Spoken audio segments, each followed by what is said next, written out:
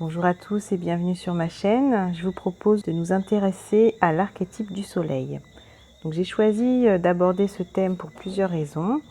Déjà parce qu'aujourd'hui, jour où je filme, où j'enregistre ce podcast, c'est en fait la fête de l'Ita, donc qui célèbre justement la lumière et cette énergie du soleil, avec une énergie de nouveau départ, de renouveau. Mais également parce que le soleil finalement représente une énergie qu'on peut aussi avoir en soi, que l'on retrouve sous la forme par exemple de l'énergie yang, donc c'est-à-dire l'énergie, la polarité masculine de votre être, puisque nous sommes tous composés des deux énergies, bien que nous soyons une femme ou un homme, ça n'empêche pas d'avoir les deux polarités en nous. Donc c'est un sujet que j'ai trouvé intéressant parce que finalement l'astre solaire il est assez peu mis en avant, puisque souvent on a plutôt tendance à beaucoup parler des cycles lunaires, nouvelle lune, pleine lune, donc ça c'est quelque chose qui est quand même assez connu, assez développé en tout cas comme sujet. Mais le soleil finalement on en parle assez peu. Et pourtant c'est une énergie à laquelle on peut se connecter, une vibration qui peut nous apporter beaucoup aussi dans notre aide, dans notre évolution, dans les différentes périodes de notre vie. Et il nous reconnecte en fait à notre individualité, à notre rayonnement personnel, aux énergies de succès, de réussite. C'est une énergie qui nous réchauffe et nous redonne de la vitalité, de la force, une joie de vivre. Avez-vous déjà remarqué comme parfois il suffit qu'il y ait un rayon de soleil dans le ciel, un beau temps, pour que tout de suite on se sente de meilleure humeur, qu'on se sente moins fatigué, moins déprimé. Tout de suite, ça a en fait une incidence immédiate sur nos émotions, sur notre forme, sur notre morale. Donc je vais vous proposer en fait d'aller examiner, d'aller voir de plus près cet archétype sous différents outils, sous différents moyens d'aller se connecter à sa vibration. Et donc ils vont vous permettre de pouvoir un peu rebooster votre énergie, être moins fatigué, moins déprimé, retrouver le sens de la créativité, votre entrain. Et donc après, vous choisirez en fait en fonction de votre goût, de votre affinité ou de vos besoins. Donc le soleil, déjà, si on peut le définir, moi je dirais qu'il est en fait au niveau spirituel, au niveau énergétique, que le soleil il est lié à l'énergie cosmique. Donc c'est-à-dire, on parle souvent du Père Céleste et de la Terre-Mère, le soleil il va justement être lié au Père Céleste, donc aux énergies qui nous arrivent du ciel. Donc ça nous permet de nous relier à l'énergie universelle et à tout ce qui est énergie supérieure, énergie de lumière. Et donc d'élever notre taux vibratoire finalement, de nous élever en vibration et ainsi de dégager tout ce qui est énergie plus lourde. Et également, pourquoi pas, de créer sa bulle de lumière, sa bulle de protection de lumière avec cette énergie du soleil. Vous pouvez vous mettre par exemple sous les rayons du soleil et visualiser que ça vient créer autour de vous une bulle de protection et que ça vient en même temps renforcer, harmoniser votre énergie. Voilà, donc ça c'est déjà une première représentation, un premier lien qu'on peut faire par rapport au soleil. Alors je vais faire un peu ce podcast sous cette forme, donc si j'étais, et à chaque fois je vous parle d'une façon aussi d'aborder cette énergie du soleil et de vous connecter à elle. Donc si j'étais une carte de tarot, là c'est quand même assez facile, forcément ce sera le soleil, l'arcane numéro 19, qui symbolise, finalement elle arrive un peu dans les dernières lames, un peu la fin du parcours du tarot, du battleur.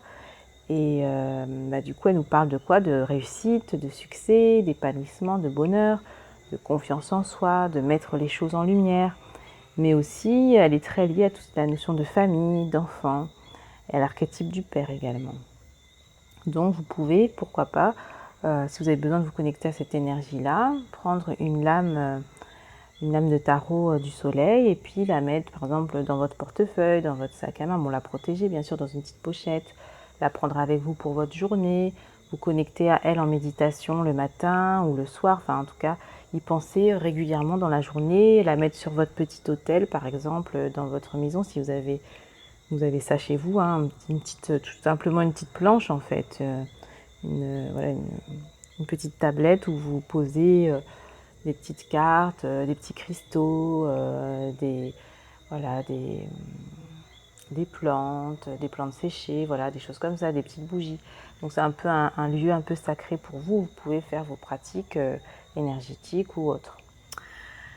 Donc une autre façon d'aborder l'énergie du soleil, alors si j'étais une fleur, donc là ce serait un tournesol. Est-ce que vous avez déjà observé les fleurs de tournesol? Donc allez regarder sur internet, regardez et voyez ce que ça vous inspire. Vous pouvez pourquoi pas en dessiner une, la peindre. Si vous en avez près de chez vous ou si vous avez la chance d'avoir un jardin ou des fleurs à côté de chez vous, allez les observer, les sentir, en acheter, les mettre chez vous. Donc visuellement déjà ça rappelle le soleil, mais en plus ça va permettre de booster un peu vos énergies et d'élever vos vibrations. Donc c'est en fait une fleur qui va permettre de nettoyer, d'amener aussi la joie, de redonner de l'aplomb quand on a besoin de courage pour voilà, faire certaines actions. Vous pouvez aussi la visualiser, faire des méditations en vous basant sur une image que vous trouvez sur internet, que vous imprimez, une photo, et puis vous visualisez ce tournesol qui est en face de vous et vous imaginez qu'il vous envoie ces rayons de lumière et voilà, donc ça va aussi vous aider. Si j'étais une couleur, donc ce serait la couleur jaune. Donc là, pour travailler en chromatothérapie, là pareil, vous pouvez soit vous mettre en jaune si vous avez je sais pas, un entretien ou besoin ce jour-là d'avoir plus confiance en vous, d'avoir la pêche. Pourquoi pas mettre un haut jaune par exemple, ou vous entourer de jaune dans votre maison, par exemple dans votre bureau. C'est bien aussi pour tout ce qui est intellectuel, le jaune, donc ça peut être intéressant. Pourquoi pas dessiner, faire des mandalas en utilisant des déclinaisons de jaune par exemple. Voilà, c'est des petits exercices à faire, mais qui vont vous connecter toujours à cette vibration du soleil. Si j'étais un chakra, ce serait le plexus solaire. Donc le plexus solaire qui ramène à tout ce qui est émotionnel, mais plutôt les émotions non digérées, donc tout ce qui est stress, peur, angoisse, les émotions un petit peu comme ça perturbatrices, mais aussi qui a cette dimension de rayonnement, le plexus solaire, de confiance en soi, d'estime de soi, de capacité de s'extérioriser, d'assumer ses choix, d'avoir le courage, d'être différent aussi, de faire ses choix, de ne pas attendre qu'on vous donne à chaque fois une confirmation, une validation, mais de faire preuve d'assurance et d'avoir votre objectif et d'y aller. Donc le plexus solaire, il va vraiment être sur ça, sur ces énergies-là de confiance, d'expression, d'extériorisation. Et donc, si vous avez besoin de travailler sur ces thématiques, pourquoi pas faire un travail sur le chakra du plexus solaire. Et donc, là, on peut visualiser, par exemple, un vortex jaune qui va nettoyer, harmoniser toute cette zone-là du plexus. Et puis, pourquoi pas aussi utiliser un cristal ou une autre technique, selon ce que vous aimez ou ce que vous pratiquez. Si j'étais une déesse, donc là, ce serait la déesse Sekhmet. Donc la déesse Sekhmet, c'est une déesse solaire égyptienne, donc qui était plutôt une guerrière, qui avait quand même ce côté guerrier et même parfois un peu violent. Mais en tout cas, voilà, elle avait aussi cette capacité de guérison, cette puissance. Elle est associée au lion, puisqu'en fait, c'est une femme qui a une tête de lion. Donc elle est associée quand même aussi à ce côté un peu féroce, protecteur du lion. Donc pourquoi pas, si vous êtes sensible à la thématique des déesses, invoquer la déesse Sekhmet pour vous assister, pour vous accompagner, vous donner sa force sur une certaine période de vie ou dans une situation particulière. C'est une déesse qui va vous aider à vous exprimer, à montrer votre vérité, à savoir saisir les occasions dans votre vie et à manifester votre haut potentiel. Donc si j'étais un animal, je serais un lion. Donc le soleil serait un lion, pas moi. Et du coup, le lion, c'est le roi des animaux, donc il y a une certaine puissance, une certaine noblesse, un leadership naturel aussi, et puis il protège son clan et il n'hésite pas à attaquer les prédateurs. Donc en fait, le lion, l'animal totem lion, il peut vous aider à trouver votre place, par exemple, dans la société. Si vous êtes un peu comme ça, un peu perdu, un peu en recherche, Assumez votre rayonnement, osez se mettre sur le devant de la scène, osez être charismatique. Donc là, comment se connecter à l'énergie du lion? Ça peut être pareil un peu que pour la fleur, le tournesol, c'est-à-dire d'imprimer une photo, d'avoir voilà, si vous avez des cartes oracle sur les animaux, prendre la carte du lion, la poser sur votre autel, regarder des documentaires sur le lion, vous renseigner sur le lion, lire des choses sur eux, comment ils vivent, etc. Faire une méditation en allant à la rencontre de l'animal du lion, pour lui demander de vous donner sa force. Voilà, ça peut être des petites choses. Donc si j'étais un signe astrologique, ce serait encore le lion, hein, donc qui revient. Donc le lion qui est associé au soleil en astrologie, donc là ça serait dans l'objectif de pouvoir briller, de s'accomplir, d'éclairer les autres, d'exprimer son haut potentiel, de déployer sa personnalité, et puis qui ramène aussi quand même à une dimension, le signe du lion, c'est aussi un signe généreux, un signe de cœur, qui est dans l'ouverture du cœur, qui est aussi créatif. Donc voilà, bon là par contre, peut-être pour travailler avec ça, ça pourrait être d'aller regarder dans votre thème natal où se trouve le lion. Donc puisque de toute façon on a tous les 12 signes en fait dans notre thème, hein, forcément, puisqu'il y a les 12 maisons qui sont réparties sur la roue astrologique. Donc allez peut-être regarder dans votre thème, allez creuser ce sujet-là, de voir où votre lion se situe, dans quelle maison, quels sont les domaines en fait qui sont influencés par cette énergie-là, et est-ce que vous avez des planètes par exemple dans le signe du lion, voilà. Voilà, quelles sont les indications que vous pouvez avoir par rapport à votre personnalité, à votre vécu, à votre histoire, comment travailler aussi avec les énergies liées au lion dans votre vie. Donc si j'étais un cristal, je serais la citrine, puisque la citrine, donc, elle permet d'avoir confiance en soi, d'être optimiste, d'être dans l'esprit d'initiative, être responsable, oser rayonner qui on est. Donc elle va aussi permettre de stimuler au niveau intellectuel et énergétique, apprendre à se faire confiance, avoir confiance dans la capacité d'atteindre un objectif, aider à se positionner. Donc tout ça, la citrine va vous aider à ça. Donc là, c'est assez simple de travailler en lithothérapie. Ça peut être vous acheter par exemple un bracelet ou un mala ou des boucles d'oreilles en citrine, ou ça va être aussi d'aller travailler en méditation avec une pierre de citrine. Pourquoi pas se faire un petit élixir aussi de cristaux avec de la citrine dedans, donc en mettant dans de l'eau par exemple. Enfin, voilà, il y a plein de façons de travailler en lithothérapie, donc là je vous laisse approfondir un peu le sujet. Si j'étais une huile essentielle, je serais l'ylang-ylang. Donc l'ylang-ylang, c'est une huile essentielle qui dégage un parfum quand même assez imposant, assez fort, qui va en tout cas tout de suite pouvoir même des fois un peu, un peu cacher, enfin pas cacher, mais en tout cas aller dominer, on va dire, dominer les autres huiles, les autres odeurs, les autres parfums. Il y a quand même dans cette huile quelque chose d'assez féminin qui connecte à la sensualité. On dit qu'elle est aphrodisiaque, donc tout ce qui est aussi sexualité, libido, etc. Donc elle dynamise, elle stimule, elle redonne de la passion.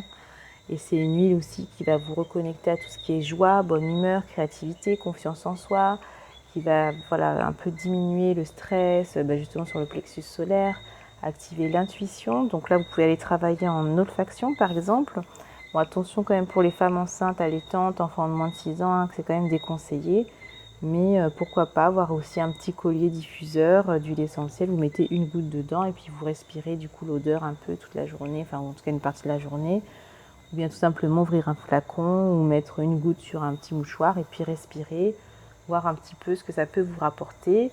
Puis moi, ce que je fais parfois aussi, je mets une goutte d'huile essentielle dans mes mains, je frotte et puis je passe un peu tout autour de moi, dans mon aura pour aller justement donner cette énergie, cette vibration à mon corps énergétique, à mon corps causal, pour aller la remplir de l'énergie dont j'ai besoin.